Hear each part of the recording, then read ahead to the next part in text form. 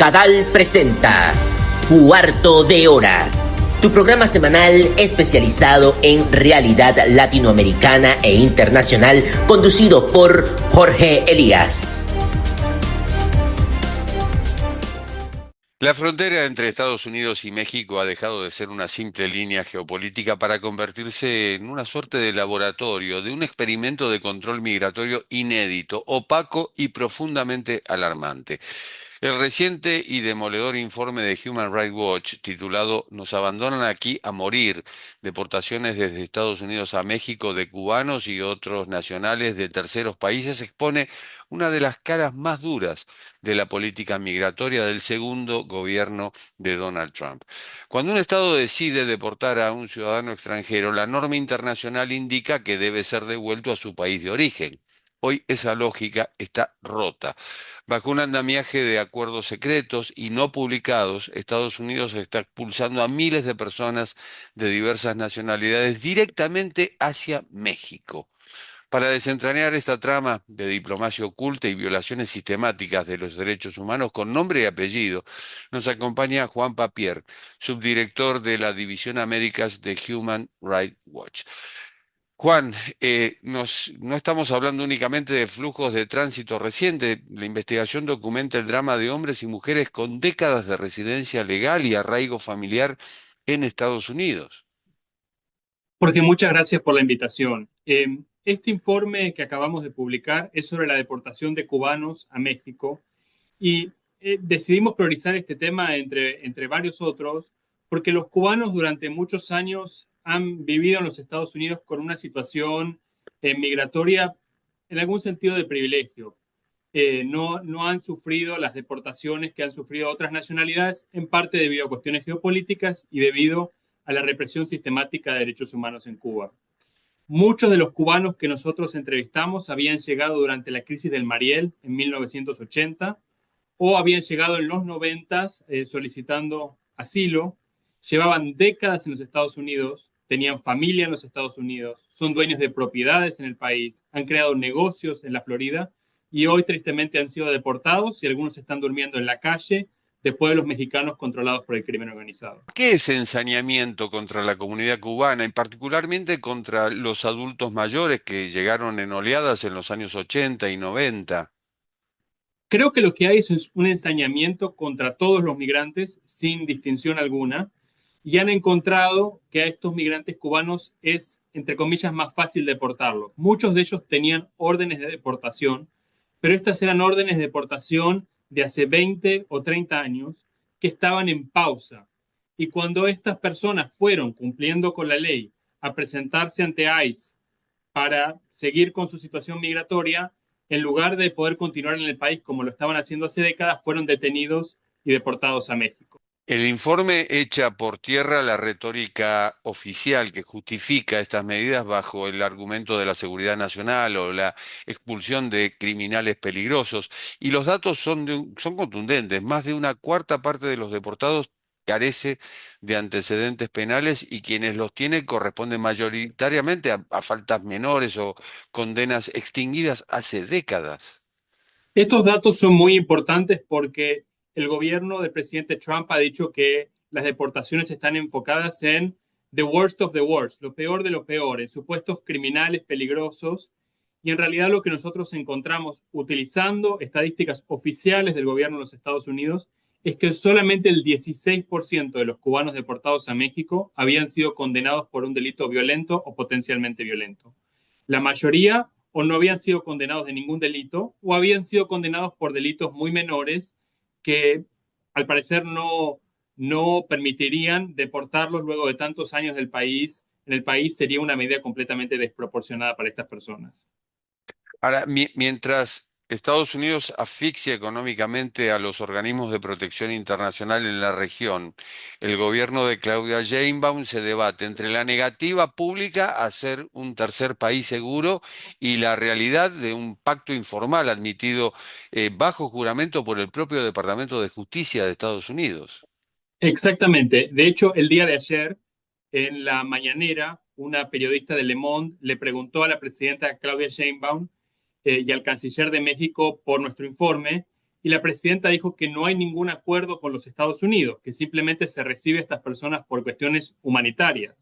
Bueno, creo que la presidenta tiene que explicar, si no hay un acuerdo escrito, cómo es este arreglo, así sea informal, por el cual más de 4.300 cubanos han sido recibidos por México, han sido trasladados de la frontera norte al sur del país, a Chiapas y a Tabasco, donde en la práctica lo que ocurre es que México los abandona, los deja a su suerte y no les da ninguna protección. Es decir, si el gobierno de México sostiene constitucional y legalmente que no acepta estas condiciones, ¿cómo se explica operativamente que el Instituto Nacional de Migración reciba a estas personas en la frontera y les inicie procesos administrativos en base a un acuerdo que formalmente no existe? Me parece que hay una contradicción clara entre lo que señala el gobierno de México y la realidad en el terreno. Si no hay un acuerdo, ¿por qué entonces Migración está realizando todos estos viajes en buses, en colectivos, para llevar a estos migrantes de la frontera norte al sur del país? ¿Por qué los reciben? ¿Por qué algunos de los migrantes que llegan de países de Centroamérica los detienen? Es decir, ¿cuál es el andamiaje legal de todo lo que están haciendo si no existe un acuerdo escrito? Me parece que el gobierno de México debe muchas explicaciones sobre el tema, al igual que las debe el gobierno de los Estados Unidos por las violaciones de derechos humanos que se han cometido en estos casos. ¿Existe alguna vía legal dentro de México como recursos de amparo o acciones ante la Suprema Corte para impugnar la constitucionalidad de estas recepciones de deportados? Bueno, potencialmente podrían presentarse amparos. Lo que ha ocurrido hasta ahora es que estos deportados están en situaciones humanitarias muy difíciles, no tienen acceso a abogados, apenas tienen acceso a un teléfono en algunos casos. Entonces, hasta ahora ha sido difícil que puedan acceder a la justicia. Y también hay que entender que en México ha habido un proceso de debilitamiento de la independencia judicial a través de la reforma judicial que aprobó que promovió el presidente López Obrador, que permite que los jueces sean elegidos de forma popular en todo el país. Entonces, es difícil esperar que en las altas cortes mexicanas haya medidas independientes, sólidas, para proteger los derechos humanos de estas personas. Ahora, insisto en esto, el porcentaje que sí registra antecedentes, en el informe se aclara que se trata de una mayoría de ofensas menores o delitos cometidos hace décadas, por los cuales ya cumplieron condena. ¿Por qué la Administración de Estados Unidos ignora el principio de cosa juzgada y la reinserción social, utilizando el pasado judicial como condena perpetua al destierro? Creo que es una excelente pregunta. A mí me cuesta entender por qué el gobierno de los Estados Unidos está haciendo esto. Eh, Realmente el dolor que han infligido en estas personas es enorme y insisto, estos eran personas que a todos los fines llevaban vidas típicas de ciudadanos americanos, que tenían negocios, familias, propiedades en el país y que las han arrancado de esas vidas y los han dejado abandonados en México, en ciudades que son peligrosas, y estamos hablando de personas de 60, 70 años. Incluso entrevistamos en terreno un hombre de 83 años que llegó deportado en una silla de ruedas. Me Y parece que esa, esto no tiene ningún sentido. ¿Estas personas habían estado en México, conocían México? No conocen México, no conocen para nada los estados a los que han sido enviados, y además les quitaron sus documentos y les quitaron sus teléfonos celulares. Uno de ellos decía, si a mí me dieran acceso a mi teléfono, yo podría eh, cobrar mi jubilación y con esa jubilación tener una vida aquí en México, pero ni siquiera me han permitido acceso a mi teléfono celular, con lo cual solo me queda estar en este albergue esperando a ver qué va a pasar con mi vida. Muchos de los afectados vivían en Estados Unidos bajo órdenes de supervisión y se presentaban regularmente en las oficinas de migración, y esto ocurrió durante años. ¿Se convirtieron esas cifras de control rutinario en una especie de trampa en la cual las personas acudían de buena fe y terminaban esposadas para su deportación? Lo estamos viendo lamentablemente en muchos casos, las personas que de buena fe acuden a sus citas migratorias, que acuden a sus audiencias de asilo, ahí se aprovecha de eso para detener a estas personas, mantenerlas bajo privación de la libertad durante algunos meses y luego deportarlas. y eso está generando un temor enorme en la comunidad migrante en los Estados Unidos. Yo he conocido muchos casos de solicitantes de asilo en el país que me dicen, tengo miedo a acudir a mi cita por el riesgo de que se aprovechen de eso para detenerme. ¿Y qué argumentan las autoridades migratorias de Estados Unidos cuando se les confronta por el hecho de que están enviando ancianos, en algunos casos de más de 80 años, a un país donde no tienen un solo familiar ni cobertura médica? Bueno, a la fecha no hemos recibido respuesta de la administración Trump sobre este informe. También le hemos propuesto a congresistas republicanos, incluso de la Florida, compartirle los hallazgos y no se han mostrado interesados, lo cual me llama mucho la atención porque su constituency tiene muchas relaciones digamos, con cubanos y cubanoamericanos. Sí hemos podido tener reuniones en el Congreso tanto en la Cámara como en el Senado, con miembros del Partido Demócrata que han expresado enorme preocupación por este tema y que incluso han denunciado públicamente lo que nosotros señalamos en nuestro informe. El argumento político de Estados Unidos para proteger a los cubanos era históricamente regresarlos a la isla significaba entregarlos a una dictadura. Ahora, al deportarlos a México, ¿está Estados Unidos eludiendo el costo político interno con el exilio cubano de Miami mientras ejecuta la misma desprotección real sobre el migrante? Creo que ese es un punto central. En la práctica, la desprotección es la misma. De hecho, estas personas se vuelven apátridas a todos los efectos porque México no les da ningún documento, o sea que en México están indocumentados, no pueden volver a los Estados Unidos y tampoco pueden volver a Cuba. En la práctica, estas personas son apátridas, no tienen un Estado que los proteja. Me parece que es un nivel de desprotección inmenso que se les inflige injustamente a estos cubanos.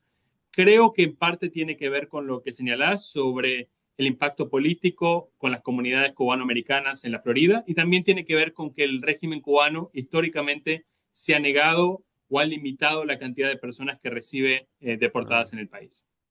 El informe detalla un trato diferenciado según la nacionalidad. Mientras a los cubanos se les suele liberar en forma precaria en México, como estamos viendo, a los centroamericanos, sean hondureños, salvadoreños, guatemaltecos, se les aplica una deportación en cadena directa hacia la frontera sur. ¿Cómo funciona este circuito coordinado entre el ICE y las autoridades de México? Sí, estos casos nos preocupan mucho. Lo que está ocurriendo en algunos casos que hemos podido documentar es que, por ejemplo, hay personas de Honduras que tienen una orden judicial que indica que no pueden ser enviados de vuelta a Honduras porque pueden sufrir persecución o tortura. Entonces Estados Unidos los envía a México y luego México los envía a Honduras. Es decir, aquí se viola el principio de non-refoulement establecido en el derecho internacional de los derechos humanos, es decir, la prohibición de enviar de vuelta a una persona a un lugar donde puede ser torturado o maltratado. Y eso se logra a través de esta parada en México, donde estas personas son detenidas algunos días antes de ser enviados de vuelta a su país de origen donde están en riesgo. No sabemos si esto ocurre adrede, una coordinación deliberada entre México y los Estados Unidos, o si ocurre porque Estados Unidos no le informa a México que estas personas no pueden ser enviadas de vuelta a sus países de origen. Hay un caso que citan en el informe de Human Rights Watch, que es el caso de Andrea, que es una mujer trans hondureña, eh, y es un caso emblemático, porque un juez federal de Estados Unidos reconoce el riesgo de que fuera torturada en su país y le otorgó la protección bajo la Convención contra la Tortura. Y aún así terminó siendo deportada a Honduras vía México. ¿Y cómo es posible que una orden judicial explícita de protección sea ignorada por las agencias federales de Estados Unidos? Este es exactamente el tipo de casos que mencionaba, de deportaciones en cadena, donde se utiliza la parada en México de estas personas para evadir, para eludir las órdenes judiciales en los Estados Unidos. Son casos que nos preocupan enormemente, que son abiertas violaciones de los derechos humanos y estamos investigando si hay más casos como el de Andrea, donde se utiliza a México para eludir el cumplimiento de las sentencias judiciales en Estados Unidos. Las descripciones de los centros de detención del ICE, como el centro privado de Otero o el apodado Alligator Alcatraz, mencionan privación de sueño, temperaturas extremas, golpizas. Y ¿Ustedes consideran que el maltrato físico y psicológico en esos centros se utiliza de manera deliberada para que los detenidos desistan de sus recursos legales y firmen su salida voluntaria? Lamentablemente es lo que nos dicen muchos migrantes, que ellos aceptan ser deportados, entre comillas, voluntariamente porque las condiciones de detención en estos centros son tan malas. Hay sobrepoblación, hay poco acceso a alimentos, hay insultos y malos tratos por parte de los agentes. Y eso se agrega a otra cosa, y que es que estos acuerdos de tercer país son utilizados por algunos agentes de ICE para asustar a estas personas para que ellos acepten la deportación, entre comillas, voluntaria. Es decir, les dicen, si no aceptas ser deportado a México, te vamos a enviar a África, te vamos a enviar a El Salvador, y les empiezan a mencionar países que a estas personas les dan miedo y por lo tanto algunos de ellos dicen, bueno, acepto ser deportado a México, acepto que no se cumpla con todo el debido proceso que debería cumplirse para evitar ser enviado a uno de estos países que me dan tanto miedo. De ahí la recomendación de Human Rights Watch que le hace tanto al gobierno de Donald Trump como al gobierno de Claudia Sheinbaum, que hay que frenar esto para que los propios afectados no digan lo que dicen, que es algo así como un decreto para ir a morir. Así es, lo que nos decían estas personas es, aquí nos están dejando para morir, en riesgo. Incluso algunos de ellos han sufrido intentos de reclutamiento por parte del crimen organizado en México. Y insisto con esto, son personas de 60, 70, incluso más de 80 años que están abandonadas a su suerte en pueblos mexicanos que no conocen. Me parece que es de una crueldad inmensa lo que está ocurriendo con estas personas. Juan Bapier, subdirector de la División Américas de Human Rights Watch, muchísimas gracias. Muchas gracias por la invitación. Esto ha sido Cuarto de Hora, el programa de Cadal TV que se retransmite por el canal E de Buenos Aires. Nos encontramos en la próxima. Chao. Cuarto de Hora, tu programa sobre realidad latinoamericana e internacional, conducido por Jorge Elías, es una producción de Cadal, quien te invita a formar parte de nuestra comunidad global a favor de los derechos humanos y la solidaridad democrática internacional, donando a través de www.cadal.org. Brinda tu apoyo a favor de la causa de un mundo mejor sin dictaduras.